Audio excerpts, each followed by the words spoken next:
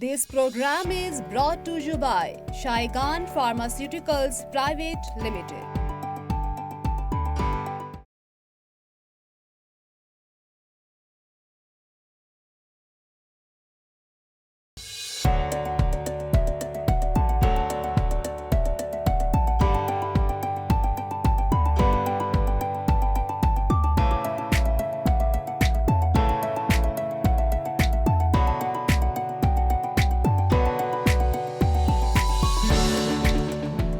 अस्सलाम वालेकुम नाज़रीन, प्रोग्राम सेहत ज़िंदगी में मैं हूं आपका मेज़बान डॉक्टर आमिर महमूद। नाज़रीन, आज इस नशिस्त में आज जिस मौजू का हमने इंतखाब किया है वो लगभग, अगर मैं ये कहूं कि हर पाकिस्तानी का मसला है, ज़िंदगी में कभी ना कभी उसको इससे गुज़रना पड़ता है। वो है जोड़ों की बीमारियां। जोड़ों में दर्द भी होता है और कुछ ऐसे भी अमराज हो जाते हैं जिसमें दवाइयों के साथ साथ फिर कई दफ़ा ऑपरेशन की ज़रूरत भी पड़ जाती है। और मेरे लिए बड़ा बाइस मुसरत है कि इस वक्त जो एक्सपर्ट हमारे साथ मौजूद हैं, professor brigadier retired doctor Syed Arsalan Bukhari साहब, अरसलान हैदर बुखारी साहब, तमग़ा इम्तियाज़ हैं मिलिट्री से, पाक फ़ौज में बहुत तकरीबन 3 दहाइयों पर सर की खिदमात जो हैं वो मुहीत हैं। आर्मी मेडिकल कॉलेज से 1987 में ग्रेजुएशन किया और माशाल्लाह बड़े ब्राइट स्टूडेंट थे। He secure 2 gold medals, 2 gold medals मिले, 8 इम्तियाज़ात मिले और चीफ़ ऑफ आर्मी स्टाफ का जो गोल्ड मेडल है वो भी सर के एजाज़ में दिया गया। बाकी यूनाइटेड किंगडम से, लंदन से सर की ऑर्थोपेडिक्स की एडवांस ट्रेनिंग सर ने हासिल की और उसके बाद लगभग 200 के करीब जो सर के जो ट्रेनीज़ हैं इस वक्त पाकिस्तान आर्मी में, वो अब ऑर्थोपेडिक्स की खिदमत सर अंजाम दे रहे हैं। तहकीक की तरफ भी सर का बहुत ज़्यादा फोकस रहा। तकरीबन 22 तहकीकी मकाले सर के इस वक्त इंटरनेशनल और नेशनल जो जर्नल्स हैं उसमें पब्लिश हो चुके हैं। Welcome to the show sir. Thank you very much doctor Aamir, बहुत शुक्रिया फॉर हैविंग मी। बड़ी खुशी हो रही है सर आपको सेट के ऊपर देखकर। I was very ईगरली looking forward कि आपके साथ एक अच्छा सा प्रोग्राम किया जाए। Thank you so much. तो सर, प्रोग्राम का टॉपिक तो वैसे हमारा अर्थराइटिस है, जिसमें हम मुख्तलिफ अक़साम उसकी अर्थराइटिस की वो डिस्कस करेंगे। सबसे पहले तो बुनियादी चीज़ सर ये बताइए कि जो अर्थराइटिस या जोड़ों की सोजिश है ये पूरी दुनिया में बहुत आम है, और अगर आम है तो हमारे मुल्क में इसका तनासुब क्या होगा? देखें, आर्थराइटिस का तनासुब जानने से पहले ये जानना ज़रूरी है कि आर्थराइटिस एक्चुअली है क्या। यस। तो बुनियादी तौर पे आर्थराइटिस एक ऐसी बीमारियों का मजमूआ है जिनका हदफ जोड़ होता है। जोड़ की सतह पे अल्लाह ताला ने एक बड़ा इम्पोर्टेंट प्रोटेक्टिव लेयर बनाया हुआ है जिसे हम कार्टिलेज कहते हैं, और ये वो कार्टिलेज है जो आपके जोड़ को एक बड़ी हमवार सतह प्रोवाइड करता है, और इसी हमवार सतह की बिना पे पैदा होने वाला जोड़ का लुआब अलाउ करता है दोनों हड्डियों के सिरों को कि वे एक दूसरे पे ग्लाइड कर सकें बग़ैर किसी रुकावट के। अच्छा, इसको हम सर कुरी हड्डी भी कहते हैं, कार्टिलेज? जी हाँ, ये अगर आपने इसको एग्जैक्टली समझना है ये क्या है, तो जो चिकन का चेस्ट पीस है उसके एंड पे जो एक नरम सी हड्डी होती है वो कार्टिलेज होती है। वो कार्टिलेज होती जी है। हाँ। और इसका मकसद ये है कि दो हड्डियों की जो सतह हैं, अगर हड्डियां खाली आपस में मूव करेंगी तो वो तो रगड़ के एग्जैक्टली मेरा ख्याल है शायद 10 दिन में ही बिल्कुल ठीक आपने सही कहा। कुदरत ने फ्रिक्शन को ख़त्म करने के लिए ये एक प्रोटेक्टिव लेयर बनाया, और बज़ाते खुद इसके और भी बहुत से फेल हैं जो कि जोड़ की फंक्शनिंग को पॉसिबल बनाते हैं। जी ठीक है सर। आर्थराइटिस में ये हदफ होता है और ये जो लेयर है ये झड़ जाती है। इसके झड़ने से फिर एग्जैक्टली वही होता है जो आपने कहा है कि हड्डियां आपस में जी हाँ मूव करना शुरू होती हैं। हड्डियों के सिरे नंगे हो जाते हैं, और वो नंगी हड्डियां रगड़ खाने की वजह से नुकसान उनको होता है। नुकसान के नतीजे में नई हड्डी बनती है जो और नुकसान करती है, और ये सिलसिला फिर चलता है जो कि एंड में जोड़ के ख़ात्मे का बाइस बन जाता है। तो जहाँ तक ताल्लुक़ है इस बीमारी का, चूँकि इसमें बहुत सी टाइप ऑफ बीमारियाँ हैं जो कि यही ही कॉमन अफेक्ट प्रोड्यूस करती हैं जो कि सतह को ख़राब करना है। तो अमेरिका में ही आप ले लें, खाली अमेरिका में जो आर्थराइटिस का तनासुब है तकरीबन कोई 2.5 करोड़ लोग उनके लगभग, मेरा ख्याल है इस वक्त मेरे मुहतात अंदाजे के मुताबिक शायद तकरीबन 38 करोड़ आबादी है अमेरिका की। हाँ, दुनिया में तो मिलाएं तो बहुत ज़्यादा, 2.5 करोड़ लोग। जी हाँ, सिर्फ अमेरिका में जो 240 मिलियन के करीब। उसके अलावा एक और इम्पॉर्टेंट चीज़ है कि डिपेंड करता है किस किस्म का आर्थराइटिस है। जैसे सबसे कॉमन पूरी दुनिया में जो आर्थराइटिस है वो है ऑस्टियोआर्थराइटिस, जिसका पूरी दुनिया में तकरीबन 3% पॉपुलेशन उससे मुतासर होती है। 8 अरब आबादी में से 3% जी हाँ, लगा लें तो सर ये बहुत तो 24 ज़्यादा करोड़ बन जाता है तकरीबन। इसी तरह जो उसके बाद है वो है गाउट यानी गठिए की बीमारी। ये तकरीबन 1% पूरे दुनिया की पॉपुलेशन को मुतासर करती है। 8 करोड़ ये हो गए सर। जी हाँ, and to follow that is rheumatoid arthritis, जो तकरीबन 2.5 से 3% पूरी दुनिया की 2.5 से 3%, 2.25 या 3% पूरी दुनिया की पॉपुलेशन को मुतासर करती है। 20 करोड़ ये भी हो गए। जी हाँ, तो आप देखें तो इसके अलावा एक बहुत बड़ा सिलसिला है इन्फेक्टिव आर्थराइटिस, सोरेटिक आर्थराइटिस, जी बिल्कुल। सिस्टेमिक ल्यूपस, मतलब बहुत बड़ा ख़जाना है बीमारियों का जो कि जोड़ पे हमला आवर होती हैं। तो इसलिए आर्थराइटिस एक मेजर मसला है और दुनिया के मेजर रीज़न है क्वालिटी ऑफ लाइफ को कॉम्प्रोमाइज़ करने का भी और लॉस ऑफ वर्क आवर्स का भी। और डिसेबिलिटी भी होगी सर। जी हाँ, एट टाइम्स। जी हाँ, जब डिसेबिलिटी अपाहजपन भी हो सकता है ना सर। बिल्कुल, क्योंकि जब डिसेबिलिटी होगी यकीनन जिसका जोड़ मुतासर है वो काम पे भी नहीं जा सकेगा। जब वो काम पे नहीं जाएगा उसकी फैमिली का यूनिट मुतासर होगा, फैमिली का यूनिट मुतासर होगा तो उसके अफेक्ट्स आपकी सोसाइटी पे आएंगे। Exactly. और जब सोसाइटी पे इतना मेजर ड्रास्टिक अफेक्ट आए तो इकोनॉमी भी इनडायरेक्टली अफेक्ट होती है। एब्सोल्युटली सर, बिल्कुल बजा फरमाया आपने सर। अच्छा सर, आपने 3 बड़ी इकसाम जो है वो यहाँ पर पब्लिक के साथ शेयर की। एक तो ऑस्टियोआर्थराइटिस हो गया, दूसरा गाउट हो गया गठिया, और तीसरा जो है वो रूमेटॉइड आर्थराइटिस। जी। अच्छा, इसमें कौन सा सर सिन्फ मतलब मर्द या औरत और कौन सा एज ग्रुप जनरली आपके एक्सपीरियंस में आया कि ज़्यादा मुतासर हो रहा होता है? देखें, बीमारी सच इन तीनों में अगर हम सिन्फ की बात करें तो जो एक सिन्फ सबसे ज़्यादा हम कैटेगोरिकली कह सकते हैं इस बीमारी से मुतासर होती है वो है रूमेटॉइड आर्थराइटिस, जो प्रीडोमिनेंटली फीमेल सिन्फ अटैक होती है इस बीमारी से। ख़वातीन में रूमेटॉइड आर्थराइटिस ज़्यादा होता है। 10 में से 7 मरीज़ अमूमन ख़वातीन होती हैं और 3 मर्द होते हैं। ऑस्टियोआर्थराइटिस में सिन्फ वाइज फिर देखा जाए तो औरतों में ज़रा इंसिडेंस ज़्यादा है क्योंकि उनका हार्मोनल चेंजेस एक जल्द एज पे आ जाती हैं। मर्दों में अमूमन जो मेल हार्मोन का डाउनफॉल है वो ज़रा लेटर पार्ट में शुरू होता है, जिसका एक मेजर रोल है इस बीमारी के तेज़ होने में। गाउट तकरीबन इक्वली है लेकिन इसमें मेल्स ज़्यादा अफेक्ट होते हैं औरतों के मुकाबले। अच्छा, यानी कि पहली जो 2 अक़साम है उसमें ख़वातीन ज़्यादा मुतासर हो रही हैं जी। और गठिया या जो यूरिक एसिड वाला जो होता है आर्थराइटिस उसके अंदर इंसान मर्दों में ज़्यादा तनासुब इसका हो रहा होता है। एब्सोल्युटली। अच्छा सर, अब हम इसको फर्दन मैं चाह रहा हूँ कि ब्रीफली हम इसको कवर करते रहें ताकि लोगों को एक बड़ी स्ट्रक्चर्ड इन्फॉर्मेशन मिले कि आर्थराइटिस की अक़साम क्या हैं और तीनों किस तरह से, तीनों में इम्तियाज़ किस तरह किया जा सकता है। पहले गाउट चूँकि ज़रा मुख्तसर सा है, ओपन एंड शट केस है, उसका इतना ज़्यादा कॉम्प्लिकेशन नहीं है उसकी, तो गाउट को डिस्कस कर लेते हैं सर कि गाउट या गठिया जो है वो होता क्या है, उसकी एटियोलॉजी या वजह क्या चीज़ बनती है और उसकी साइन सिम्टम्स अलामात क्या होती हैं सर? जी, देखें, गाउट जो है ये इसको हम उर्दू में गठिया कहते हैं और रूमेटॉइड आर्थराइटिस को गेंठिया कहते हैं, तो बहुत से लोग इन दोनों को कंफ्यूज कर जाते हैं। ये दो मुख्तलिफ बीमारी सर कोई हम दूसरा नाम क्यों नहीं रख लेते जो मिलता जुलता बस नाम ये हो? अब चल रहा है तो इसी तरह वोकैबुलरी में है। जिससे हेपेटाइटिस में काला यार कान पीला यार कान लोगों ने किया ऐसे होता ही है, उसमें तो फिर भी कुछ फ़र्क महसूस होता है, लेकिन ये ये और नून का थोड़ा सा फ़र्क है। ओके। गाउट जो है गठिया, ये बुनियादी तौर पे आप इसको लेबल कर सकते हैं, ये एक मेटाबॉलिक डिजीज़ है। नॉर्मली इंसान के जिस्म में यूरिक एसिड रोज़ की बुनियाद पे पैदा हो रहा है क्योंकि आपकी बॉडी में जो सेलुलर ब्रेक डाउन होता है उसमें न्यूक्लिक एसिड रिलीज़ होता है, उसके टूटने से यूरेट्स रिलीज़ होते हैं और उसमें जो ख़ास यूरेट रिलीज़ होता है वो प्यूरिन होता है।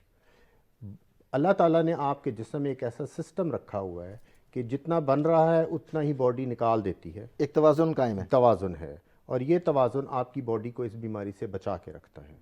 लेकिन जिन लोगों में गठिया होने का चांस है या ख़तरा है उनके अंदर बुनियादी तौर पर एक नुक्स होता है और ये एक जीन डिफेक्ट है जो कि ABCG2 जीन है, उसमें डिफेक्ट होता है और उसकी वजह से बॉडी इसको बराबर जिस्म से बाहर नहीं फेंकती, जिससे बतदरीज इसका लेवल बढ़ना शुरू हो जाता है और एक ख़ास मिकदार पे पहुंच के जो कि मर्दों में अमूमन 7 मिलीग्राम पर डेसीलीटर से ज़्यादा और औरतों में 5 से 6 मिलीग्राम पर डेसीलीटर से ज़्यादा हो जाए तो इसके क्रिस्टल्स आपके जोड़ों में प्रेसिपिटेट कर जाते हैं। ओके। अब इसकी गठिया की 2 इकसाम हैं। एक वो जो कि बुनियादी तौर पे मूरसी जैसे मैंने बताया जेनेटिक डिफेक्ट है और एक वक्त में वो प्रेसिपिटेट हो जाती है, बीमारी आ जाती है।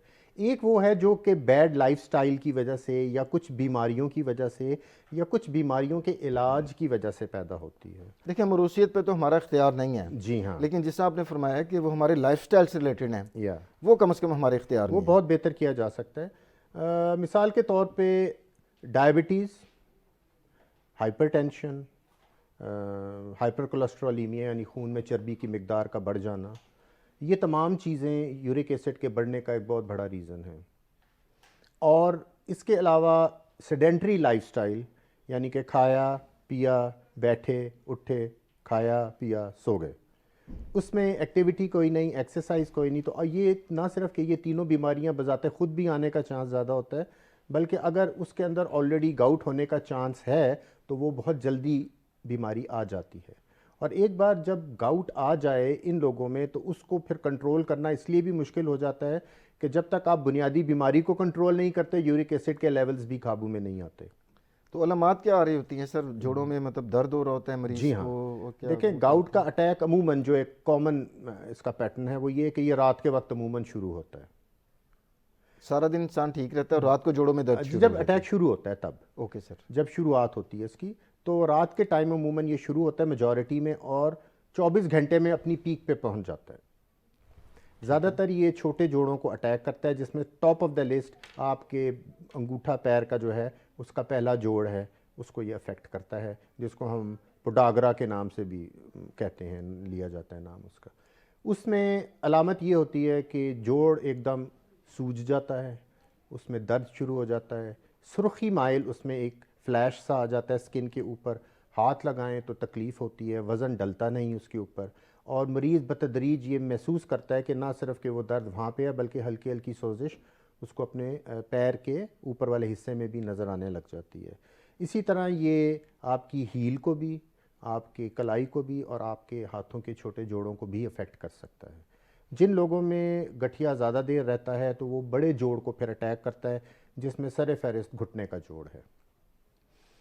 इसका अटैक शुरू होने के बाद मरीज़ अमूमन शुरू में तो कुछ बर्दाश्त करता है लोकल दवाइयाँ लेके, लेकिन फिर बाज़ दफ़ा क्योंकि प्रेसिपिटेशन की वजह से जोड़ के अंदर सोजिश का अमल इतना तेज़ हो जाता है कि फिर वो डॉक्टर के पास जाने पे मजबूर हो जाता है। ज़्यादातर मरीज़ अगर इसमें टोटके भी इस्तेमाल करें, क्योंकि टोटके भी आपको पता है हमारे माशरे में एक बड़ा इंपॉर्टेंट रोल रखते हैं। वो तो मैं सवाल भी आपसे करूँगा। जी हाँ। तो ये बाय डिफ़ॉल्ट इसका माइल्ड अटैक अमूमन हफ्ते में ख़ुद से ही ख़त्म हो जाता है, लेकिन जो जिनमें ये बीमारी का डिफेक्ट है यानी मोरसी तौर पे उनमें प्रीडायरेक्शन है, उनमें ये अमूमन बीमारी जब तक कोई इलाज प्रॉपर ना शुरू कराया जाए ये जाती नहीं। उसके लिए फिर वो डॉक्टर के पास आते हैं और इसकी बाकायदा फिर तशख़ीस होके और इलाज शुरू होता है। अच्छा सर, गाउट के मरीज़ों में अक्सर देखा गया कि डॉक्टर हजरात जो आप जैसे एक्सपर्ट हैं वो जो रेड मीट है जी, छोटा गोश्त बड़ा गोश्त, उसकी ज़रा थोड़ा सा वो परहेज़ बताते हैं। जी हाँ। और कुछ सब्जियां भी मना करते हैं। जी वो हाँ। क्या सर, उसका क्या बैकग्राउंड होता है? मैं वही अर्ज़ कर रहा था कि जो बीमारी का एक बेसिक डिफेक्ट तो है, अब जल्दी पे तेल फेंकने वाला अमल होगा तो फिर आग भड़केगी। तो उसमें क्या प्यूरिन ज़्यादा होते हैं जी सर हाँ, इन जी खुराकों हाँ, में? बिल्कुल। देखें, red meat, fish, shrimps, prawns, dried mushrooms, yeast, इसी तरह बहुत सारी और चीज़ें जिनमें प्रोटीन कंटेंट ज़्यादा है, अगर आप इन तमाम चीज़ों को जहन में लाएं तो एक खाने वाली चीज़ फ़ौरन आपके जहन में आएगी, वो है पिज़्ज़ा, जिसमें सब कुछ जिसमें सब कुछ ही है, और वो बहुत इन है आजकल, and that is one of the major contributory factor to the starting of this. और हमारी जेन ज़ी तो बहुत जल्दी शुरू बहुत ज़्यादा उसकी शौकीन है सर। या अब इनडायरेक्टली ये इस तरह का फास्ट फूड के बाद जो मैं एक नाम लूँगा चीज़ का, वो आप थोड़े से हैरान और परेशान भी होंगे, स्वीटेंड कोल्ड ड्रिंक्स भी यूरिक एसिड को बढ़ाती हैं। मतलब कोला ड्रिंक्स हैं और ये इस तरह जी की हाँ, और ज़्यादती से इस्तेमाल करें तो आलू भी आपका यूरिक एसिड बढ़ा देता है। चिकन का इतदाल में इस्तेमाल ठीक है, बट अगर आप बहुत शौकीन हैं उसकी लेग्स खाने के, जिसके बहुत सारे आजकल वेरिएंट्स बना के खिलाए जाते हैं, again it raises the uric acid level. So ये वो तमाम खाने हैं जो कि जब बॉडी में डिग्रेड होते हैं तो प्यूरिन रिलीज़ होती है, और जब बॉडी उसको नहीं बराबर जिस्म से बाहर फेंकने की सलाहियत रखती तो गाउट का अटैक आ जाता है, क्योंकि वो प्रेसिपिटेट हो जाते हैं। और अगर आपने यूरिक एसिड का क्रिस्टल अपने जहन में और नज़र में लाना है तो वो जो चाइनीज़ सॉल्ट है अजीनोमोटो, उसका जो क्रिस्टल है exactly that is the crystal of uric वो एसिड। दाने दाने से होते हैं, वो बिल्कुल नोकीली छुरियाँ होती हैं, जी हाँ, बारीक होता है, वो जी क्रिस्टल्स होते हैं, नोकें निकली होती हैं उसकी। जी अच्छा, सब्जियों में सर आलू तो चलें कल्परेट हो गया, जी हाँ। सब्जियों में और कोई ऐसी ममालियत? ज़्यादातर सब्जियाँ लीफी वेजिटेबल्स ठीक हैं सर? जी सेफ हैं, safe। उसका कोई इशू नहीं है, नो। क्योंकि कई दफ़ा वो भी लोग उससे भी एक एहतियात बात कर मैं और रहे हैं। कहता चलूँ साथ साथ, मौसम का भी थोड़ा सा इसमें एक शरारती रोल है, और वो ये है कि सर्दियों में अमूमन लोग पानी कम पीते हैं तो बजाते खुद यूरिन कम हो जाता है, डिहाइड्रेट होते हैं, जिनमें प्रेसिपिटेशन का इफेक्ट होना होता है वो प्रेसिपिटेट हो जाते हैं। सर्दियों में गुर्दे का पेशाब बनाने का अमल भी कम हो जाता है, क्योंकि खून की नालियाँ सिकुड़ती हैं हीट पर कंजर्व करने के लिए, तो भी यूरिन की प्रोडक्शन। और सर्दियों के अंदर अमूमन हमारा इस तरह की चीज़ें खाने का ज़रा तनासुब भी बढ़ जाता है सर, बिवरेजेस का इस्तेमाल बढ़ जाता है, कॉफ़ी चाय आप देखें सर्दियों में इस्तेमाल बढ़ जाता है। कॉफ़ी का as a matter of fact थोड़ा प्रोटेक्टिव इफेक्ट है। अच्छा, बेहतर है वो इसके जी लिए। हाँ, वो प्रोटेक्टिव इफेक्ट है। बट देन फास्ट फूड चलता है जी, बाहर ठंड है क्या जाना, ऑर्डर कर लो, घर मंगवा लो, और ऑर्डर करने में टॉप ऑफ द लिस्ट यही फास्ट फूड होता है। तो ये थोड़ा सा है। बहरहाल इन जनरल जैसे मैंने बताया कि वो एक जो हमारे दीन का भी हुक्म है कि इतदाल में रह के किया जाए चीज़ें, तो फिर चीज़ें अंडर कंट्रोल रहती हैं। जी एग्जैक्टली। अच्छा सर, इसका इलाज, आपके पास एक पेशेंट आया, गाउट आपने डायग्नोस कर लिया, जी तो इसका तरीका इलाज जो है वो आम आसानी से जो अद्वियात हैं जी वो हमारे मुल्क में अवेलेबल हैं और ज़्यादा महंगी तो नहीं है जी देखें, इसकी जो ट्रीटमेंट है वो ट्राई प्रॉन्ग है, यानी 3 तरह से हम इसको हैंडल करते हैं। नंबर 1 तो ये है कि मरीज़ जो है उसको हमने उसकी पेन, उसके सिम्टम्स को कंट्रोल करना है। तो उसके लिए फर्स्ट लाइन ऑफ ट्रीटमेंट हमारे मेडिसिन हैं, जिन्हें हम एनाल्जेसिक, एंटी इन्फ्लेमेटरी कहते हैं, जाके जैसे ये डाइक्लोफिनेक सोडियम हो गई, मतलब सोजिश और दर्द को कम करती जी कम करती हैं, इंडोबेड हो गई, बहुत वाइड ग्रुप है। इसके बाद दूसरा अफेक्ट है, हमने उसकी जो सूजा हुआ जोड़ है उसको भी हमने रिलीफ देना है। तो उसके लिए ट्रिप्सिन एंजाइम्स की प्रेपरेशंस अवेलेबल हैं, वो हम देते हैं। ठंडी पट्टियाँ लगाने, बर्फ़ मलने से भी इसकी सोजिश और तकलीफ़ में काफ़ी कमी हो जाती है और मरीज़ कंफर्टेबल फील करता है। एलिवेट करने से भी सोजिश में कमी आ जाती है पैर के। अब दूसरा जो रुख है जिसे हमने ट्रीट करना है वो ये है कि जब जो प्रेसिपिटेट हो गए हैं उसको हमने बॉडी से बाहर भी निकालना है। उसके लिए एक अलहदा ग्रुप है मेडिसिन्स का जिनको हम डिजीज़ मॉडिफाइंग मेडिसिन्स कहते हैं, जिसमें फिब्रोक्सोस्टैट एक मेडिसिन है जो कि गोयूरिक के नाम से, ज़्यूरिक के नाम से, मुख्तलिफ नामों से आती है। ये एक्यूट अटैक को कंट्रोल करती है। Right sir. पहले कॉल्चिसिन होती थी, उसके बहुत साइड इफ़ेक्ट्स हैं, अभी भी यूज़ होती है लेकिन कम कम, ये ज़्यादा इफेक्टिव है। यानी कि शदीद स्टेज जो है बीमारी की, उसमें डिजीज़ मॉडिफाइंग जी हाँ, हम देते हैं ये मेडिसिन और उससे अटैक बड़ा जल्दी कंट्रोल हो जाता है। उसके बाद जब एक बार अटैक कंट्रोल हो गया तो हमने नेक्स्ट स्टेप ये करना है कि हमने उसको फिर मेंटेन रखना है। उसके लिए फिर हमारी एक मेडिसिन है जिसे हम एलोप्यूरिनॉल कहते हैं, जो कि ज़ाइलोरिक के नाम से आती है, उसको हम इस्तेमाल करते हैं और वो अगले 2-3 हफ्ते मरीज़ को डिपेंडिंग अपॉन की कितनी शदीद राइज़ थी वो हम उसके मुताबिक उसको ट्रीट करते हैं। आखिरी चीज़ जो हमने जिस पे हाथ डालना है वो है मॉडिफिकेशन। खुराक को हमने बताना है किन चीज़ों से यूरिक एसिड बढ़ सकता है, तर्ज़ ज़िंदगी में तब्दीली और मोटापा कम करें, अगर शुगर है तो उसको कंट्रोल करें, ब्लड प्रेशर है उसको कंट्रोल करें। कुछ दवाइयाँ बजाते ख़ुद जो इन बीमारियों को कंट्रोल करती हैं, जैसे ब्लड प्रेशर की कुछ दवाइयाँ हैं, beta blockers, S inhibitors, ARBs, ये भी बजाते ख़ुद थायराइड डायरेटिक, ये भी यूरिक एसिड बढ़ा देती हैं। तो ऐसे मरीज़ों में फिर हम उनसे कहते हैं कि जो डॉक्टर हजरात आपका इलाज कर रहे हैं इन बीमारियों का, उनसे डिस्कस कीजिए कि ये लेने से हमारा यूरिक एसिड बढ़ता है, तो वो फिर अल्टरनेटिव मेडिसिन पे आपको शिफ्ट कर देंगे। जी नाज़रीन, बहुत दिलचस्प गुफ्तगू जोड़ों की सोजिश के ऊपर हो रही है। यहाँ वक्त हुआ है छोटे से वक्फे का। Let's take a short break.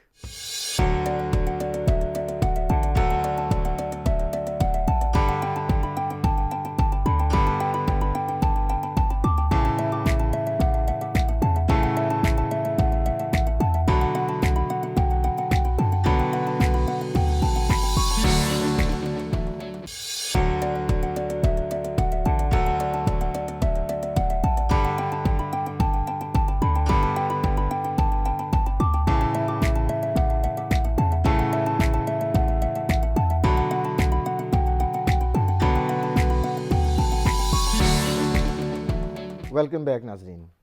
अच्छा सर, गाउट के ऊपर तो हमने काफ़ी मुफीद मालूमात आपने शेयर की। अब दूसरा जो आपने एक बताया था अर्थराइटिस, वो है रूमेटॉइड अर्थराइटिस। जी वो क्या होता है और किस वजह से होता है और उसकी अलामत क्या होती हैं सर? जी देखें, जैसे मैंने आपको बताया, गाउट जो है वो मेटाबॉलिक डिजीज़ थी, लेकिन ये ऑटो इम्यून डिजीज़ है, रूमेटॉइड अर्थराइटिस, गेंठिया। इसका होना मरीज़ के इख्तियार में नहीं होता।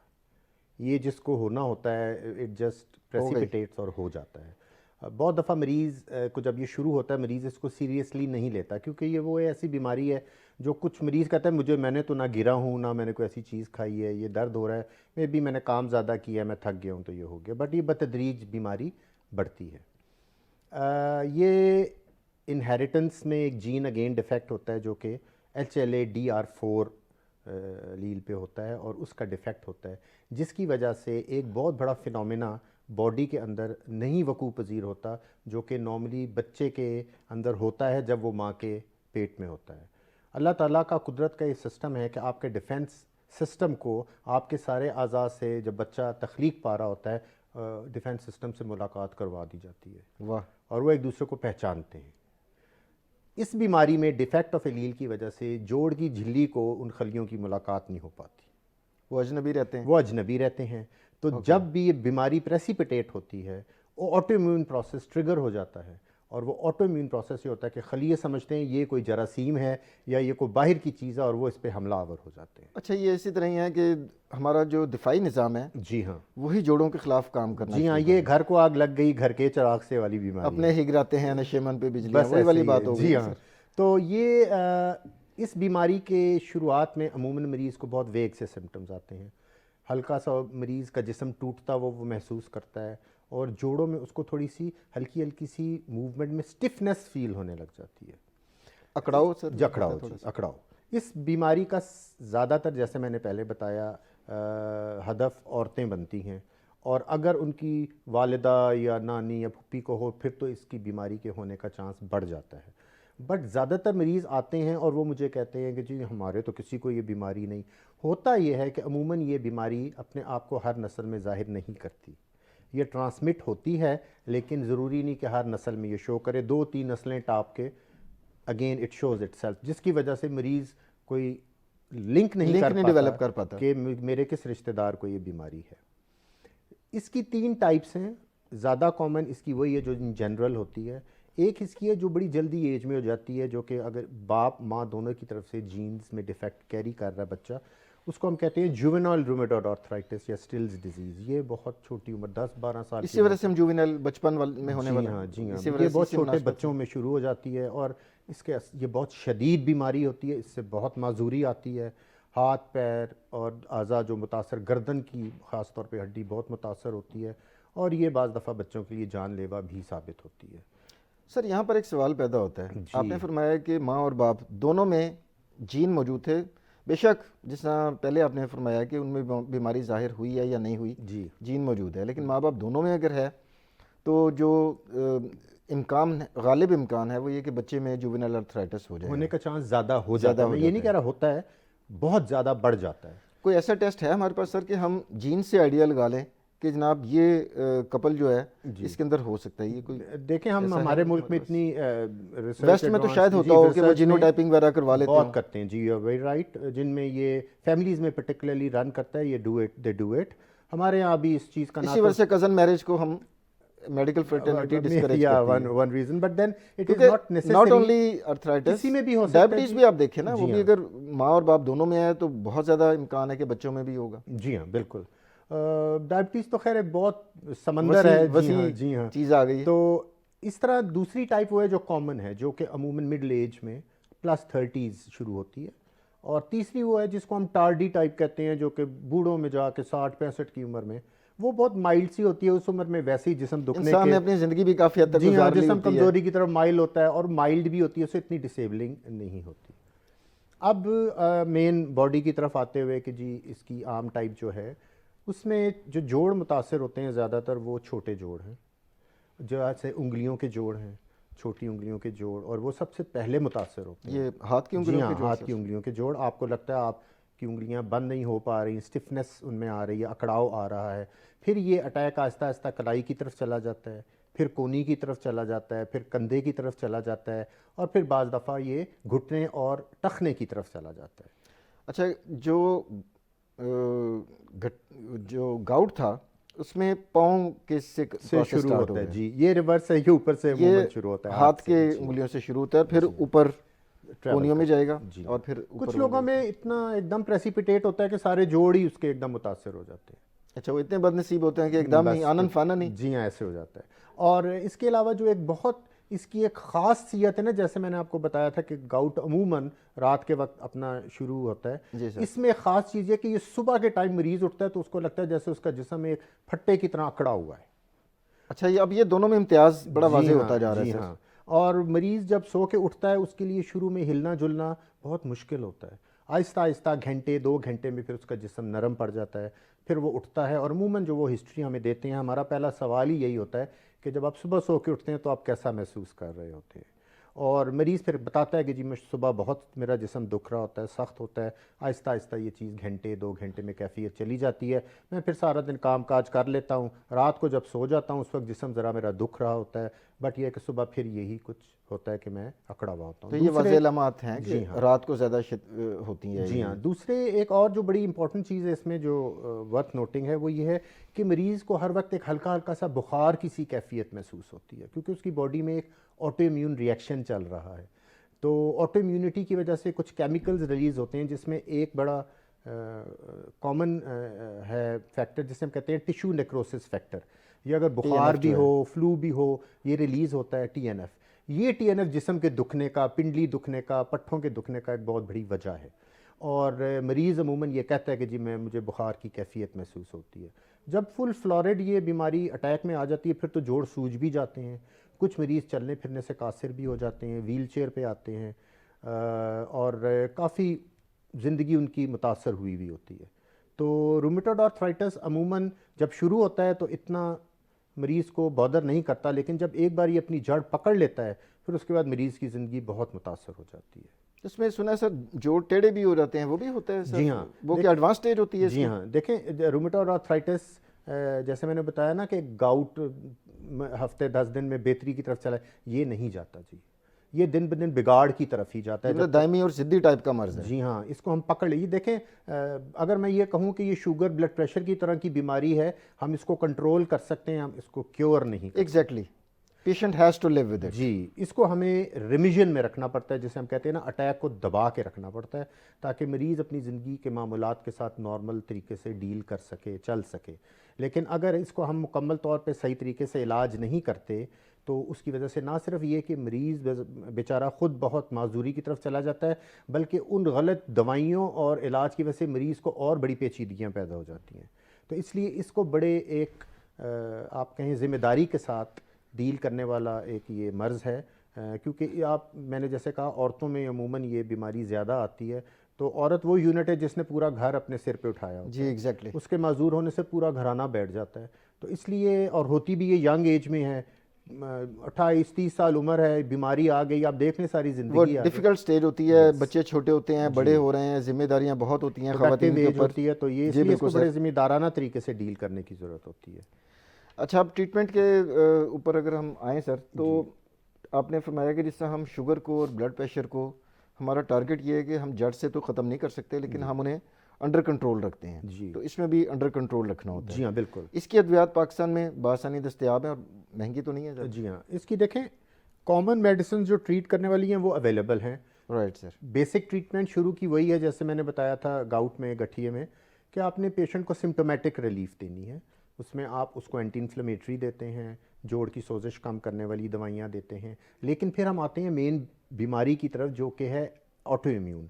ऑटो इम्यून इसलिए क्योंकि इसके अंदर एक ख़ास किस्म का खलिया होता है जिसे हम कहते हैं फाइब्रोब्लास्टिक साइनोवियोसाइट।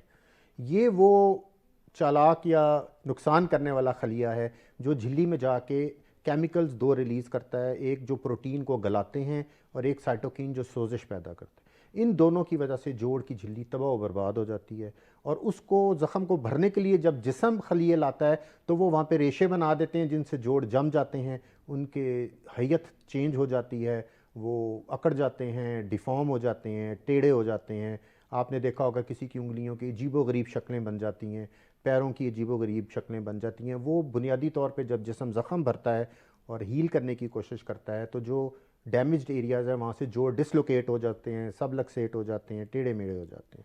तो इसलिए हमने इन चीज़ों को रोकना है। हमारा मेन एम ये है कि डिसेबिलिटी ना आए। इसके लिए जो दवाइयाँ इस्तेमाल होती हैं रूमेटॉइड के लिए, उसमें उनको हम कहते हैं disease modifying anti rheumatoid medicines, जो मुख्तलिफ़ किस्म की मेडिसिन्स हैं, डीमार्ड्स भी हम कह देते हैं। अब इसके लिए जो टॉप ऑफ द लिस्ट है वो लीफ्लूनामाइड हम यूज़ करते हैं, जो आपको मुख्तलिफ़ नामों से मिल जाती है। इसके अलावा हम हाइड्रोक्सीक्लोरोक्विन का इस्तेमाल भी करते हैं। अनटिल रिसेंटली अबाउट तो मलेरिया में भी शायद जी हाँ, बहुत, क्योंकि इसका जी हाँ, है। इसका भी सेलुलर सप्रेसिव इफेक्ट है, डिजीज़ को मॉडिफाई करती है ये। और स्पेशली मुझे याद है कि तो ये क्या हमारे मतलब मुदाफ़ियती निज़ाम जो इम्यून सिस्टम है उसको ज़रा थोड़ा सा ये साइनोवियोसाइट्स को थोड़ा सा suppress मिन्नत करती हैं। समाजत करती हैं कि जनाब हाथों ले ये रखो। उन खलियों को पकड़ती हैं जी, साइनोवियोसाइट्स को, जो कि अंदर शरारत कर रही होती है, ओके, उनको दबाती हैं। और मैं जैसे अर्ज करने लगा था कि कोरोना के ज़माने में हमारे लिए बड़ी मुसीबत बन गई थी कि ये मिलती नहीं थी, और क्योंकि कोरोना की ट्रीटमेंट में ये काफ़ी यूज़ होती थी HCQ 200। तो पेशेंट जो कि रूमेटॉइड के थे, सर ये तो ब्लैक में बिकती रही है जी ये हाँ, ड्रग, तो मिलती बहुत नहीं थी। प्रॉब्लम हमने फेस की। बहरहाल वो एक टाइम आया था जब ये मरीज़ भी इसकी वजह से काफ़ी मुतासर हुए थे। फिर मेथोट्रेक्सेट, जो कि एक एंटीसाइटोटिक मेडिसिन है, जो कैंसर के कैंसर में भी मरीजों हम दी देते जाती हैं है। जी, बिल्कुल। अगेन ये साइनोवियोसाइट्स पे बड़ा इफेक्टिवली अटैक करती है, लेकिन मैं नॉर्मली ये रिकमेंड करता हूँ कि इसको फर्स्ट लाइन के तौर पे आप यूज़ मत करें, ना करें, क्योंकि साइड इफेक्ट्स होते हैं जी सर हाँ, इसके। ये जहाँ पे आपके बॉडी को इस बीमारी से बचाव करती है, वहाँ अमूमन ख़वातीन के बहुत बाल झड़ जाते हैं इससे। निज़ाम हज़म को बहुत बुरी तरह से मुतासर करती है, और मरीज़ को काफ़ी वेट लॉस और भूख ख़त्म हो जाने का भी इसका साइड इफ़ेक्ट है। तो इसको हम तब मैं रिकमेंड भी करता हूँ और करना भी चाहिए कि As a last resort? नहीं, नॉट द लास्ट, बट इसको as a second line medicine रखना चाहिए। फर्स्ट लाइन मेडिसिन आपको बेसिकली, जैसे मैंने यानी कि मुतबादिल इतने अच्छे अच्छे अवेलेबल हैं जिससे अगर आपने फरमाया। रिस्पॉन्स ना आए फर्स्ट लाइन को, तो ओके, एक जो हमारा मजबूरी भी है, और एक मेडिसिन हम जो यूज़ करते हैं रेगुलरली, वो हैं ग्लूकोकॉर्टिकॉइड्स, या जिन्हें आप स्टीरॉइड्स कहते हैं। जी सर। स्टीरॉइड्स एक बहुत ज़िम्मेदारी से इस्तेमाल करने वाली दवाई है। मैंने अनटिल रिसेंटली देखा है कि और हमारे जितनी जिम्मेदारी से इस्तेमाल करने वाली है उतनी ही लापरवाही से इस्तेमाल हो रही है सर हमारे मुल्क में। देखें, जब इसको हम स्टार्ट करते हैं, हमने इसको एक लोडिंग डोज देना होता है। एक्यूट अटैक होता है, शिद्दत की तकलीफ में मरीज़ होता है, हम थोड़ी सी मिकदार स्टार्टिंग ज़्यादा डोज रखते हैं ज़्यादा दवा की। रखते जी, हैं, बिल्कुल। जो कि मेरे ख्याल में 2 सुबह 2 शाम से ज़्यादा हमें गोलियां नहीं देनी चाहिए। मैंने बाज़ दफ़ा देखा है लोग 2 सुबह दोपहर शाम हफ्ता दे रहे होते हैं, जो कि 6 गोलियां दिन में देना बहुत हाई डोज है। एग्जैक्टली। स्लोली इसको हमें एक लेवल अचीव करने के बाद फ़ौरन 1 टैबलेट डेली पे आ जाना चाहिए। और वो आप मजबूरी कह लें या जो भी कह लें, हमें एक गोली पे मरीज़ को मिनिमम रखना पड़ता है। ये वो डोज़ है जो कि मरीज़ को मनफी असरात से बचा के भी रखती है, और अमूमन इसको विद द कम्बिनेशन ऑफ लीफ्लूनामाइड और HCQ बीमारी को अच्छा कंट्रोल भी करके रखती है। तो अगर मरीज सर 6 गोलियां मुस्तकिल इस्तेमाल करता रहे तो कौन सा ऑर्गन हमारा देखिए जी, स्टेरॉइड से उससे मुतासर आपका हो सकता है? कॉर्टिसोल लेवल उड़ जाता है, बॉडी के एड्रिनल्स कॉर्टिसोल बनानी छोड़ देते हैं, और मरीज़ एक कुशिंग सिंड्रोम बीमारी है उसका मरीज़ बन जाता है, जिसमें बहुत प्रॉब्लम्स आती हैं। मरीज़ का चेहरा सूज जाता है, उसको वो डायबिटिक भी बन सकता है, उसकी ग्लूकोज इंसुलिन रेजिस्टेंस बढ़ जाती है, हाइपरटेंसिव हो जाता है, हड्डियाँ उसकी बिल्कुल ख़राब होने का ख़तरा हो जाता है, जिल्द के अंदर उसको ब्लीडिंग भी होने का ख़तरा हो जाता है, जिल्द सेंसिटिव हो जाती है, ब्लू पैचेस बन जाते हैं, किडनीज़ भी इफ़ेक्ट होती हैं, बोन मैरो भी सप्रेस होती है। बहुत एक लाइमतनाही लिस्ट है उनकी। तो इसलिए ये बहुत ये आप समझें एक ऐसा आपके पास तोप है जिसको ज़िम्मेदारी से चलाना है, उसको धड़ाधड़ नहीं फायर करना उससे। इसके अलावा भी अनटिल रिसेंटली मेडिसिन आई हैं जिसे हम कहते हैं जो कि मोनोक्लोनल एंटीबॉडी प्रिपरेशंस हैं। ये अब आपकी वो बात आ गई कि ये बहुत एक्सपेंसिव है, ये बहुत महंगी दवाइयाँ हैं, और जब सब दवाइयाँ फेल हो जाएं और मरीज़ का रिस्पांस ना आ रहा हो, फिर हम ये मोनोक्लोनल एंटीबॉडीज़ हम इस्तेमाल कराते हैं। इनफ्लिक्सूज़ैब है, और बहुत से ट्रूलीज़ैब है, बहुत से नामों से आती हैं। ये मेडिसिन्स एक्सपेंसिव भी हैं, रेडली अवेलेबल भी नहीं होती, और प्लस ये है कि आपको मल्टीपल साइकिल्स इनके लेने पड़ते हैं। Relief yes very dramatic and good, but फिर मेंटेनेंस के लिए every time you have to have a pocket full आपको ये जी एक्सपेंसिव वो एक प्रॉब्लम है इसमें कि महंगी अब आप एज ए मरीज़ क्या कर सकते हैं, प्रिवेंशन पे हम थोड़ी सी बात जी बिल्कुल सर, मैं चाहूँगा कि जी हाँ, उसके ऊपर प्रिवेंशन में कुछ चीज़ें इसको बिगाड़ देती हैं। काम की ज़्यादती, वज़न का बढ़ जाना, ख़ास तौर पे ठंडा मौसम, सर्दी का मौसम इसको बहुत बिगाड़ देता है। और अमूमन मैंने देखा है कि मेरे गेंठिए के मरीज़ सर्दी के शुरू होते ही उनकी तादाद में एकदम इजाफा हो जाता है, अटैक भी तेज़ आता है। तो अपने आप को गर्म रखें, गर्म दस्ताने पहन के रखें, नीचे गर्म थर्मल कपड़े पहन के रखें, और तमाम वो काम जो कि आपको करने से अटैक प्रेसिपिटेट होता है उसको अवॉइड करें। हेल्दी लाइफस्टाइल रखें, एक्सरसाइज को हल्की फुल्की अपनी ज़िंदगी का शुआर बनाएं, वज़न को कंट्रोल करके रखें, और जैसे ही आपको लगे कि आपको अटैक शुरू होने वाला है फ़ौरन अपने जो हैं डॉक्टर उससे आप अपना अच्छा, वार्निंग साइन पेशेंट को फील हो जाते हैं सर? जी हाँ, जो तो रूमेटॉइड आर्थराइटिस के मरीज़ हैं उनको पता तो चल जाता है फ़ौरन आने पता वाला है चलता है जी, कि अटैक सैलाब आने वाला है। जी आने वाला है। और उसका एक प्लस पॉइंट ये है कि जो अब मैं अपना तजर्बे की बात करूँगा, मेरे जो नए मरीज़ हैं या उनका तो मैं नहीं कहता, पुराने मरीज़ तो हल्का सा भी अटैक आता है तो फ़ौरन आ जाते हैं, और जिसकी वजह से वो फिर शदीद तकलीफ़ में जाने से बच जाते हैं। Alright sir. अच्छा सर, अब हम आ रहे हैं जो सबसे ज़्यादा, जिस तरह आपने फरमाया था, जो जिससे लोग मुतासिर होते हैं वो ऑस्टियोआर्थराइटिस है। जी हाँ। चूँकि वो बहुत अहमियत का हामिल है, तो मैं चाहूँगा कि एक छोटे से वक्फे के बाद ही हम तफसीली गुफ्तगू अनइंटरप्टेड तरीके से उसके ऊपर करें। नाज़रीन, छोटा सा वक्फा है, let's take a short break, we will be right back.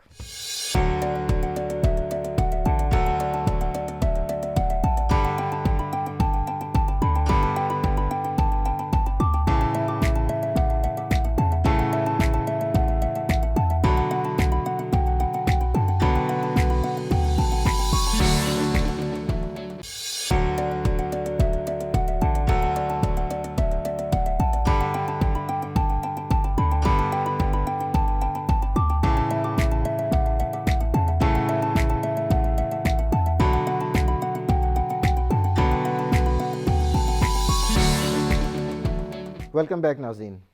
अच्छा सर, अब जो तीसरी सबसे कॉमन टाइप का जो जोड़ों की सोजिश है, अर्थराइटिस है, ऑस्टियोआर्थराइटिस, उसकी तरफ आते हैं सर। उसका बनने का अमल किस तरह का होता है, और कौन सा एज ग्रुप ज़्यादा मुतासिर होता है, और किस सिन्फ के अंदर ज़्यादा हो रहा होता है? देखिए, ऑस्टियोआर्थराइटिस मैंने जैसे शुरू में आपसे बात की थी कि सबसे ज़्यादा कॉमन जोड़ों की बीमारी है, क्योंकि उसके मल्टीपल रीज़न्स हैं, और उन्हीं की वजह से जोड़ की सतह ख़राब हो जाती है और जोड़ जवाब दे जाता है। ऑस्टियोआर्थराइटिस की मुख्तलिफ टाइप्स हैं, लेकिन अगर हम उनको जनरली दो ग्रुप्स में डिवाइड करें, एक है जिसको हम प्राइमरी ऑस्टियोआर्थराइटिस कहते हैं, जो कि ज़िंदगी की साथ साथ छोटी मोटी चोटें लगना, ज़िंदगी के काम काज में उसकी सतह का जोड़ की मुतासर होने का अमल चलता है। जिस्म को अल्लाह ताला ने ये कैपेबिलिटी दी है कि वो एक ख़ास उम्र तक ज़ख्मों को भरता है। चोट लगी, ज़ख़म भर दिया जिस्म ने, लेकिन अमूमन 40 साल की उम्र के बाद ज़ख़म के भरने का अमल स्लो हो जाता है। और तकरीबन औरतों में 50 के करीब जब उनके हार्मोनल चेंजेस भी आ जाती हैं और हार्मोन डिसअपेयर होने लग जाते हैं, ये अमल बहुत तेज़ी पकड़ जाता है, टूट फूट का अमल चलता है, और हीलिंग का अमल आप समझें तकरीबन ख़त्म ही हो जाता है, जिसकी वजह से ये बीमारी तेज़ी पकड़ जाती है और अपने आप को प्रेजेंट कर देती है टू द पेशेंट। मर्दों में अमूमन 65 के बाद, हार्मोनल चेंजेस आने के बाद, जिनको ये बीमारी होने का चांस होता है उनको ये होती है। अब सवाल ये पैदा होता है कि ये क्यों हो रही है। देखें, कुछ लोग बहुत भारी काम करते हैं, जैसे मज़दूर हो गए, वज़न उठाना, औरतें हमारा सारा दिन खड़ी रहती हैं, लोडर्स हैं, ख़वातीन किचन में बहुत ज़्यादा किचन के काम हैं, करती हैं, कपड़े धोने, उठा के भारी छतों पे ले जाना, फैलाना, और भी बाज़ार सौदा सल्फ चलना फिरना, और वो लोग भी जो ज़्यादा चल फिर के मैनुअल काम करते हैं, उनके joint all the time use भी हो रहे हैं और माइक्रो ट्रॉमा यानी छोटी छोटी चोटों का भी शिकार हो रहे हैं। तो ये एक वक्त में क्यूमुलेटिव इफेक्ट और हार्मोनल चेंजेस की वजह से, और मोरसी भी अगर उनमें टेंडेंसी है, यानी वालिदा के भी घुटने ख़राब थे, वालिद के भी थे, तो उनमें ये बीमारी अपना सर उठा लेती है। सर, जो जोड़ हैं वो कौन से मुतासिर ज़्यादा होते हैं? जिस तरह देखें, गाउट में पाँव से शुरू हुआ जी, रूमेटॉइड आर्थराइटिस में हाथों से शुरू हुआ जी, ऑस्टियोआर्थराइटिस में कौन से जोड़ पहले मुतासिर होते देखें, हैं? ऑस्टियोआर्थराइटिस में सबसे ज़्यादा जो टॉप ऑफ द लिस्ट है, जो हम कहेंगे ना किंग ऑफ द गेम, वो है घुटने का जोड़।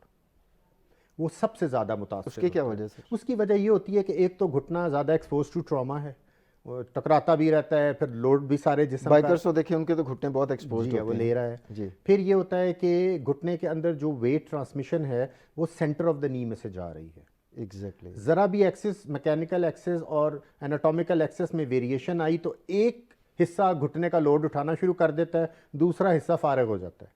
अब जब दो हिस्सों का लोड एक हिस्सा उठाएगा तो उसकी वेयर एंड टेयर और डीजनरेशन अच्छा, वो कंपेंसेट कर रहा होता है बुनियादी जी, तौर पर, जी। क्योंकि देखिए वर्टिकली इंसान का पूरा वजन जी घुटनों के ऊपर पड़ा हुआ है। जी हाँ और अगर एक जोड़ में कोई कसर आ गई तो वो दूसरे उसका लोड उठाएगा जी हाँ और वो फिर मुतासिर होना शुरू हो मुतासर होता है। अब ज़्यादातर घुटने का अंदर वाली साइड वो ज़्यादा शिकार बनती है, क्योंकि जो आपका मैकेनिकल एक्सेस है वो आपके एनाटॉमिकल एक्सेस, वे दो मुख्तलिफ एक्सेस हैं जो कि हिप से लेकर पैर तक जाते हैं, वो अंदर की तरफ शिफ्ट होना शुरू हो जाता है और जोड़ अंदर से कोलैप्स होना शुरू हो जाता है।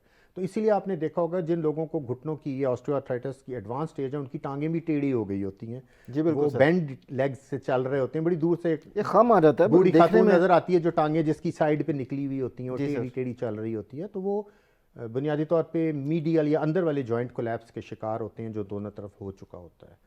इसका पैटर्न ये है कि जब एक घुटना पहले मुतासर होता है, कुछ अरसे बाद जब वो घुटना जोर पकड़ जाता है तो जिस्म ऑटोमेटिकली उसका वेट दूसरे घुटने पे शिफ्ट कर देता है। जी बिल्कुल। और मरीज कहता है जी शुरू तो दाएं से हुआ था, अब मेरा बायां तंग कर रहा है, वो फिर बायां भी मुतासर हो जाता है और कुछ अरसे बाद बायां वापस अपना वो कर्ज लिया हुआ घुटने को वापस करता है लोड, तो दोनों बोलने लग जाते हैं। सो इसलिए ये प्रोग्रेसिव डिजीज़ है, इसको अगर आप टाइमली चेक ना करें और इसका सद्देबाब ना करें तो ये एक स्टेज पे जाके फिर आपको फाइनल कोर्ट ऑफ अपील जो कि जॉइंट रिप्लेसमेंट है वहाँ तक ले जाती है। अच्छा सर, जिस तरह हमें गाउट में भी कुछ हद तक आपने फरमाया, और ये जो हमारा रूमेटॉइड अर्थराइटिस है उसमें भी मरूसियत का कुछ थोड़ा बहुत एलिमेंट है। जी जी ऑस्टियोआर्थराइटिस में भी है इस तरह के, अगर फैमिली में ऑस्टियोआर्थराइटिस चला आ रहा है, घुटने लोगों के ख़राब हो रहे हैं मुसलसल और उनके आर्टिफिशियल जॉइंट्स भी पड़ रहे हैं, जी। तो आपके अंदर भी खुदा ना खासा रिस्क बढ़ सकता है। देखिए इस पे ये बहुत सी ऑब्जर्वेशनल स्टडीज़ हुई हैं, ये कोरोलेशन है एस्टैब्लिश। कुछ ग्रुप नहीं मानते, कुछ लाइन ऑफ थिंकिंग वाले नहीं मानते, वो कहते हैं नो जी इट कैन नॉट बी मतलब अभी इत्तेफाक नहीं है इसके नहीं है। ऊपर। बट स्टिल ये मैं आपसे अपने एक्सपीरियंस की बात करता हूँ। मैंने अपने एक्सपीरियंस में देखा कि जो पेशेंट्स नॉर्मली आते हैं विद ऑस्टियोआर्थराइटिस, अगर उनसे मैं सवाल पूछूं कि आपकी वालदा को, कज़न को, फादर की तरफ कोई है, तो मोर देन 60-70% कहते हैं जी कि मेरी वालदा को भी था, मेरे फादर को भी था जी, मेरी 2 बहनों को भी है। तो आप एक कंजेक्चुरल कोरोलेशन कर सकते हैं कि yes it does have a correlation, but जैसे हम कहते हैं ना कि रूमेटॉइड आर्थराइटिस में एक जेनेटिक डिफेक्ट है जिससे ये होती है। ऑस्टियोआर्थराइटिस किसी जेनेटिक डिफेक्ट की बीमारी की वजह से नहीं, ये बॉडी यानी कि डायरेक्टली मरूसियत नहीं है, लेकिन इनडायरेक्टली इस तरह हो सकती है कि जो रिस्क फैक्टर हैं लाइक ओबेसिटी, हो सकता है ओबेसिटी तो फैमिलीज में रन कर रही है, वो जो बुनियादी वजह है वो फैमिलीज में आ रही हो जो कि वजह बन रही है उसकी है इसको जी। इसी तरह ही जैसे है ना देखें जिस्म की तोड़ फोड़ है ना, ये तो अल्लाह ताला का हुक्म है। सूरह यासीन में अल्लाह ताला फरमाते हैं वनुअम्मिरो वनुनक्सिउ फिल खल्क, कि जब हम एज बढ़ाते हैं तो उल्टे पैर फेर देते हैं, यानी इंसान बच्चे की तरह डिसेबिलिटी या लाचारी की तरफ चला जाता है। एग्जैक्टली, बड़ी खूबसूरत बात की सर। देखें इस तरह छोटा बच्चा होता है जी, बड़ों पे डिपेंडेंट होता है कि उसको उठा कर लेकर जाना, खुद वो चल नहीं सकता। Absolutely. बुढ़ापे में भी तो यही हो रहा होता है ना सर, हम व्हील चेयर से सपोर्ट करके अपने वालिदैन को वो कर रहे होते हैं। जी तो जी निज़ाम है अल्लाह ताला का, लेकिन इसमें यह है कि क्वालिटी ऑफ लाइफ बेहतर करने के लिए जो हम कर सकते हैं Yeah. वो हम, अल्लाह ताला ने कहा है कि तदबीर तो करें ना। जी बिल्कुल करनी चाहिए। एब्सोल्युटली। अच्छा सर, अब इसमें सवाल ये पैदा होता है कि एक शख्स जो हो सकता है हमारे व्यूअर्स में से कोई प्रोग्राम देख रहा हो, बल्कि लाखों देख रहे होंगे, उनमें ये जो इब्तदाई अलामात आनी शुरू हो गई हैं जी, इस स्टेज के ऊपर, अगर वो एक क्वालिफाइड ऑर्थोपेडिक सर्जन से रब्ता कर लेते हैं, जी हम इसको यहीं पे रोक सकते हैं या पॉइंट ऑफ नो रिटर्न? ये बड़ा अच्छा सवाल है। देखें जी, जहाँ तक तो रोकने का सवाल है, मैंने आपको अभी एक कोट की है अल्लाह ताला का हुक्म। जिस्म की तोड़ फोड़ एक ऐसा अमल है जो नहीं रुक सकता जी, बट एक चीज़ हमारे हाथ में ज़रूर है कि हम इस मसले को या इस बीमारी को सिरे से एवॉल्व ही ना होने दें। जब एवॉल्व हो गई फिर तो ये चलेगी थोड़ी थोड़ी, और जब ये आ गई तो फिर इसकी स्पीड को कंट्रोल करना हमारे बस में है। अगर हम अपना वजन ठीक रखते हैं, हम प्रिवेंट कर सकते हैं जी सादा हाँ, अल्फाज में, जी और अगर हाँ। खुदा ना सा हो गई तो उसको रोक भी सकते हैं अगर बर वक्त तशखीस हो जाए। रोक इस तरह सकते हैं कि उसको हम मजीद प्रोग्रेशन ना हो, प्रोग्रेशन को इतना स्लो कर लें कि वो आपकी नॉर्मल लाइफ में इंटरफेयर ही ना करे। एग्जैक्टली। जी, तो जैसे मैंने बताया इसमें वज़न एक बहुत मेजर रोल है। अपने वज़न को बहुत इतदाल में रखें। जिन औरतों का वज़न अभी जवानी में ज़्यादा है और वो इर्द गिर्द भाग रही हैं और वो कह रही हैं हम तो बहुत फिट हैं, यही वज़न बाद में आपके लिए बहुत बड़ा एक बोझ बन जाएगा। और ना सिर्फ ये जोड़ों को ख़राब करता है, ये और भी बीमारियां जैसे डायबिटीज़, उससे डायबिटीज़, बहुत ब्लड ज़्यादा रिस्क बढ़ प्रेशर, जाता है सर। गाउट, बहुत सी और बीमारियां भी पैदा करने की सलाहियत रखता है, नंबर 1। नंबर 2, अपना लाइफस्टाइल हेल्दी बनाएं। एक्टिव लाइफस्टाइल से मेरा ये मतलब नहीं कि आप हर वक्त जॉगिंग करते रहें, थोड़ा सा टाइम हमें निकालना चाहिए, स्पेशली यंग एज में। ओल्ड एज में एक तो ज़रूरत बन जाती है ये हमारी, लेकिन यंग एज में अगर हम सिर्फ डाइटरी इनटेक कोई अपना या खाने को ही अपनी ज़िंदगी का नस्बुल एल बना लेंगे और उसको बर्न नहीं करेंगे और कैलोरी रिच डाइट लेंगे, तो यकीनन वज़न का बढ़ना एक नेचुरल सा अमल है और वो ये असरात फिर जैसे मुख्तलिफ़ बीमारियों को पैदा करना या जोड़ ख़राब करना है, इसको पैदा कर सकते हैं। तो हम इसको अवॉइड कर सकते हैं टोटली। वज़न बड़ा भी हुआ है तो उसको कम भी कर सकते हैं। अपनी डाइट को हमें देखना चाहिए, हम क्या खा रहे हैं, कितना खा रहे हैं मैटर नहीं करता, क्या खा रहे हैं मैटर करता है। भूख रख के खाना चाहिए, इतदाल में वो तो खाना हमारे चाहिए। सर उसमें भी है जी ना, हाँ, और बैलेंस रिलीजन में डाइट भी लेनी है चाहिए। जी कि एक हिस्सा आप खाली भी छोड़ दें मेरे जी से। हाँ। फिर मैंने एक बड़ा इंपॉर्टेंट पॉइंट रेस किया था कि अगर आप एक मजबूत सीट पे बैठे हैं तो आप नीचे गिरेंगे नहीं। इसी तरह हड्डी जो है वो कार्टिलेज की सीट है, अगर आपकी हड्डियां मजबूत हैं तो कार्टिलेज भी सपोर्टेड रहती है। यस। तो इसलिए अगर औरतें हमारे, मैं अब औरतों से पूछता हूँ 90% जी हम तो दूध कोई नहीं पीते, हमें तो दही अच्छी नहीं उसी में लगती। तो कैल्शियम होता है जी सर। हाँ, तो ठीक है, कुछ लोग को वर्जन होती है, जायका नहीं अच्छा लगता, स्मेल से होती है, बट ये एक बड़ा नेचुरल आपके पास एक वे है जिससे आप अपनी हड्डियों को मजबूत रख सकते हैं। अब तो खैर बहुत सप्लीमेंट्स भी आ गई हैं, सो टाइमली यूज़ ऑफ सप्लीमेंट्स भी हड्डियों के, अगर आप अवेयरनेस है और हड्डियों को मजबूत रखते हैं तो ऑस्टियोआर्थराइटिस बहुत हद तक आप ना सिर्फ अवॉइड कर सकते हैं बल्कि अगर हो गई है तो उसको इतनी सीवियर स्टेज पे जाने से रोक भी सकते हैं।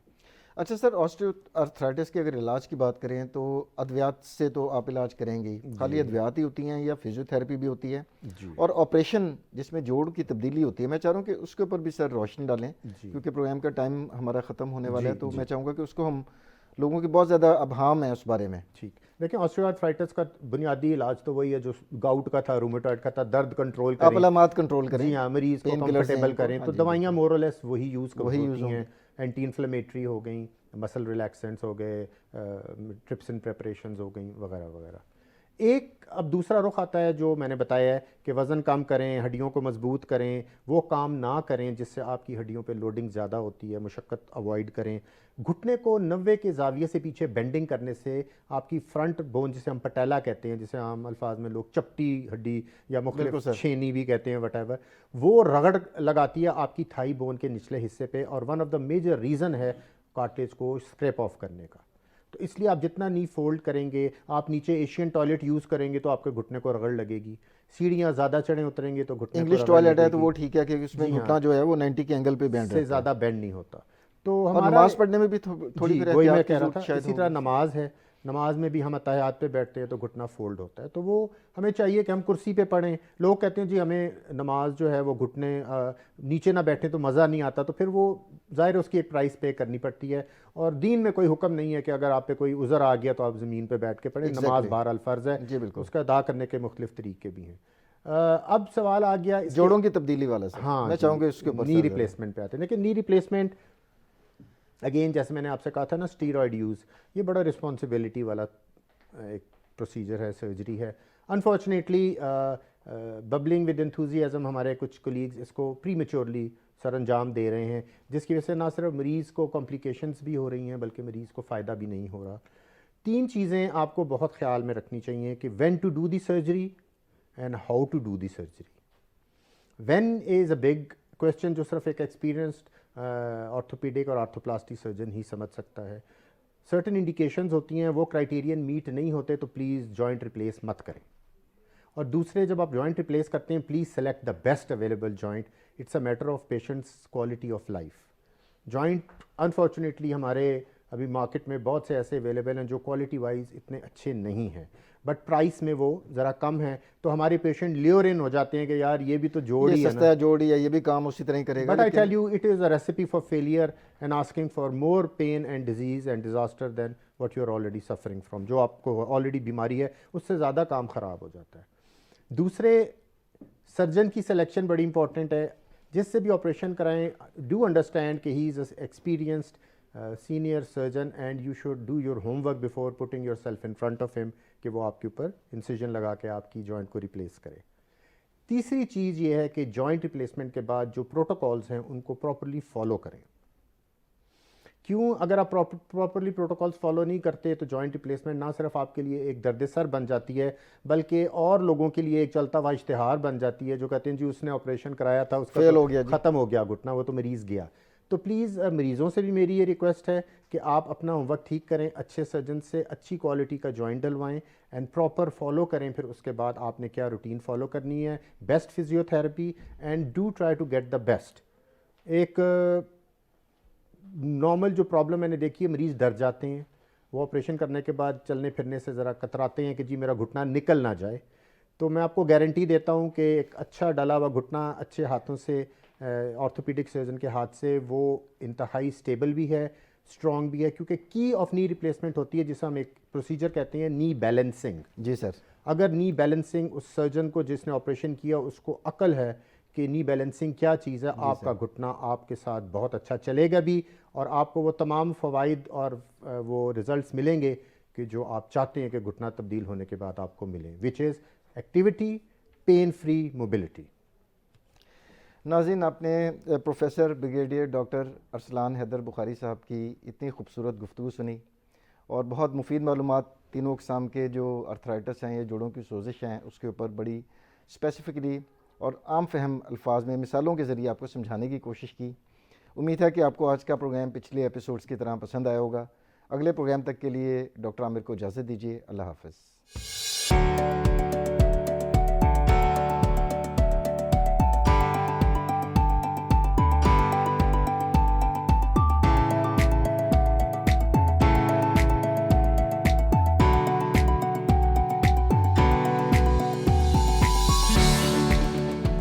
This program was brought to you by Shaigan Pharmaceuticals Private Limited.